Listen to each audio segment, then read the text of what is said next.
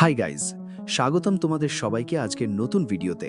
আজ আমরা এক্সপ্লেন করতে যাচ্ছি Dark Moon the Blood Altar episode 3। তো চলো দেরি না করে শুরু করি। এপিসোডের শুরুতে আমরা দেখি হেলি এখানে তার 6 জন বন্ধুদের সঙ্গে কথা বলছে। তারা এখানে সুহা নিয়ে আলোচনা করছে। হেলি বলছে যে সে একদমই চাইছে না সুহা তাদের সম্পর্কে কোনো ভুল ধারণা করুক, যাতে পরে সে তাদেরকে হেট না করে। সবাই হেলির কথায় একমত হয়। তখন আমরা সেলনকে দেখি, সে বলে, ঠিক আছে, আমরা তাই করব। আমি আগে থেকেও এটা বলেছি, এখনও বলছি, তোমরা সুহার সাথে একটু কম কথা বলো। যতটা কম কথা বলবে সুহা ততই আমাদের থেকে দূরে থাকবে এবং আমরা নিরাপদ থাকব। সবাই ওর কথায় একমত হয়। সেলন বলে, ঠিক আছে, তাহলে কাল থেকে আমরা সুহার সাথে কম কথা বলবো। তারপর সিয়ান বলে, সত্যিই কি আমাদের কাল থেকে সুহার সঙ্গে কম কথা বলতে হবে? সে একটু দুঃখী মুখ করছে আর সবাই তার মুখ দেখে হেসে ফেলছে। পরের দিন আমরা দেখি সিয়ান সুহার কাছে যায় এবং বলে, সুহা, তুমি কেমন আছো? সুহা বলে, আমি একদম ঠিক আছি। সিয়ান বলে, একটা কাজ করি, তুমি কি আমার সঙ্গে এই সপ্তাহান্তে হ্যাং আউট করতে চাও? সুহা হেসে জিজ্ঞেস করে, কি শুধু আমরা দুজনে? সে বলে, হ্যাঁ, মানে শুধু আমরা দুজনে। সুহা জিজ্ঞেস করে, কোথায়? সিয়ান বলে, দেখ, আমরা প্লাজায় যাব। তখন পিছন থেকে সেলন আসে এবং বলে, আরে তুমি পাগল নাকি? আমি তো কালই বলেছিলাম। কিন্তু সিয়ান সেলনের কথাকে উপেক্ষা করে বলে, সুহা, আমরা শুধু দুজনে যাব এবং ঘুরব, আইসক্রিম খাওয়া হবে। সুহা কিছুটা কনফিউজড, বারবার জিজ্ঞেস করে, তুমি নিশ্চিত? সে হ্যাঁ বলে। সেলন আবার বলে, না, আমিও সঙ্গে যাব। তখন সিয়ান বলে, কেন তুমি মধ্যেও আসছো? তারা টেলিপ্যাথির মাধ্যমে কথা বলছে। সুহা তাদের ঝগড়া দেখে বলে, ঠিক আছে, চলুন, আর লড়াইয়ের কিছু নেই। সেলন তার বন্ধুদের জানায় যে সিয়ান সুহার সঙ্গে ডেটে যাচ্ছে। সবাই শকড হয়ে যায়। তারা বলে, কিন্তু সে তা কিভাবে করতে পারে? সেলন বলে, হ্যাঁ, তোমরা তাকে বোঝাও, আমাদের সঙ্গে না যাওয়া উচিত। সব বন্ধু একমত হয়। সিয়ান বলেন, দেখো, তারা এখন আমার সঙ্গে লেগে আছে, আমি তো শুধু সুহার সঙ্গে একা সময় কাটাতে চাচ্ছিলাম। এদিকে হেলি টেলিপ্যাথির মাধ্যমে সুহার সঙ্গে কথা বলছে। সে জিজ্ঞেস করে, সুহা, তুমি সত্যিই প্লাজার জন্য যাচ্ছ? সুহা হ্যাঁ বলে। হেলি আনন্দিত হয়। পরের দিন সুহা প্লাজার জন্য প্রস্তুতি নিচ্ছে, কি পড়বে ঠিক করতে পারছে না। সে ক্রিসকে মনে করছে।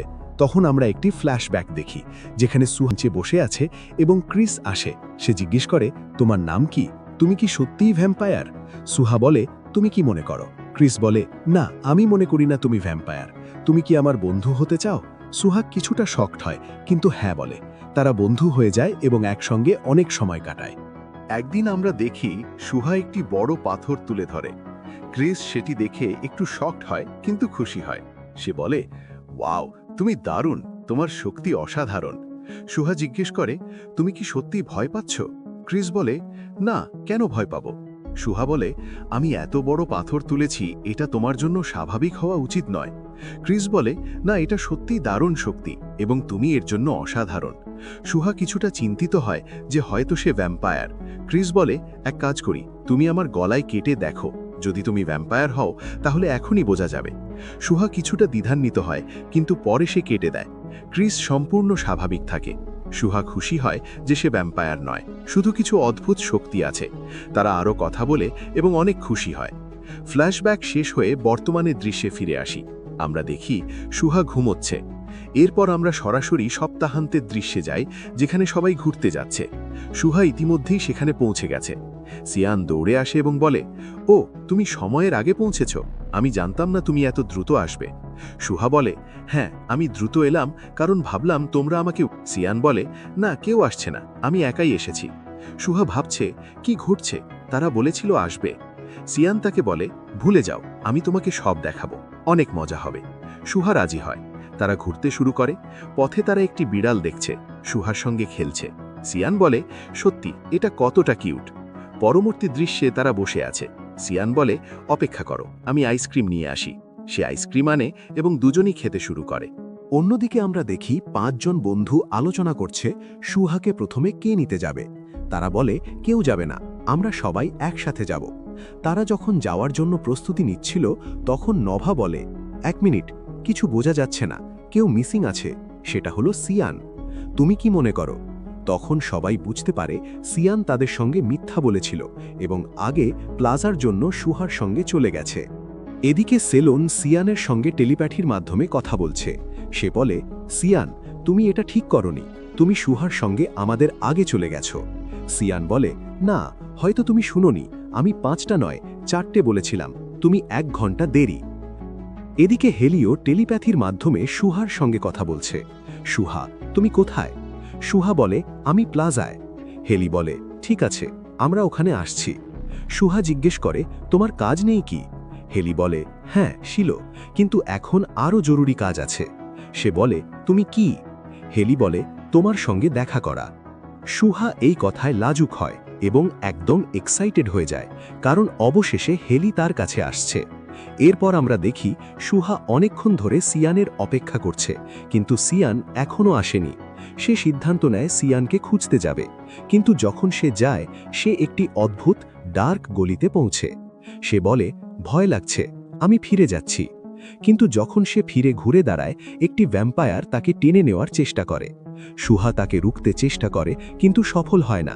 তখন সে লক্ষ্য করে এটি কোনো সাধারণ মানুষ নয়, একটি ভ্যাম্পায়ার। সেলোন আসে এবং ভ্যাম্পায়ারকে একটি শক্তিশালী পাঞ্চ মারে, তাকে দেওয়ালে ঠেলে দেয়। ভ্যাম্পায়ার ফিরে এসে আবার আক্রমণ করতে চাইলে সুহা তাকে আটকায়, কিন্তু ভ্যাম্পায়ার পালিয়ে যায়। তারপর জাকা আসে এবং সুহার সঙ্গে দূরে চলে যায়, যাতে সে নিরাপদ থাকে। জাকা সুহার সঙ্গে অনেক দূরে চলে যায়।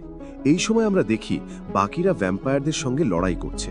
তারা ভাবছে ভ্যাম্পায়াররা সাধারণত রাতের মধ্যে বের হয়, আমরা কিছু বিশেষ যারা দিনে বের হতে পারি, কিন্তু এতগুলো ভ্যাম্পায়ার দিনে কিভাবে বের হতে পারে? হেলি বলে, সবাই সুহার পিছনে পড়েছে, কেউ তাদেরকে নির্দেশ দিচ্ছে সুহার কাছে নিয়ে যেতে, কিন্তু কে সে আর কেন তারা সুহার খুঁজছে? সিন শিফট হয় এবং আমরা দেখি সুহা কিছুটা বমি বা অস্বস্তি অনুভব করছে, অর্থাৎ মোশন সিকনেসের মতো। হেলি বলে, দুঃখিত, আমি জানতাম না, আমি শুধু তোমার জীবন বাঁচাতে চেয়েছি। সুহা বলে, না জাকা, তুমি আজও আমার জীবন বাঁচিয়েছ। এখন হঠাৎ পরিবেশ শান্ত হয়। সুহার নজর পড়ে দূরে এক ব্যক্তির দিকে। সে সেই ব্যক্তিকে দেখেই মনে করে, ও, এটা কি ক্রিস? কিন্তু পরে আমরা দেখি ক্রিসকে একটি ভ্যাম্পায়ার মারা দিয়েছে। তখন সুহা দুঃখিত হয়। বর্তমানের দৃশ্যে সুহা বুঝতে পারে যে কেউ তার নাম ডেকেছে। সে ছুটে যায় সেই ব্যক্তির দিকে। এপিসোড এখানেই শেষ হয়। শেষের প্রশ্ন থাকে, ওই ব্যক্তি কি ক্রিস? এবং সে কি সুহার পিছনে পড়ে আছে? আমরা পরের এপিসোডে তা দেখব। যদি ভিডিওটা ভালো লেগে থাকে, লাইক করো, চ্যানেল সাবস্ক্রাইব করো আর ভিডিওটা শেয়ার করে আমাদের হাইপ বাড়াও। দেখা হবে পরের ভিডিওতে।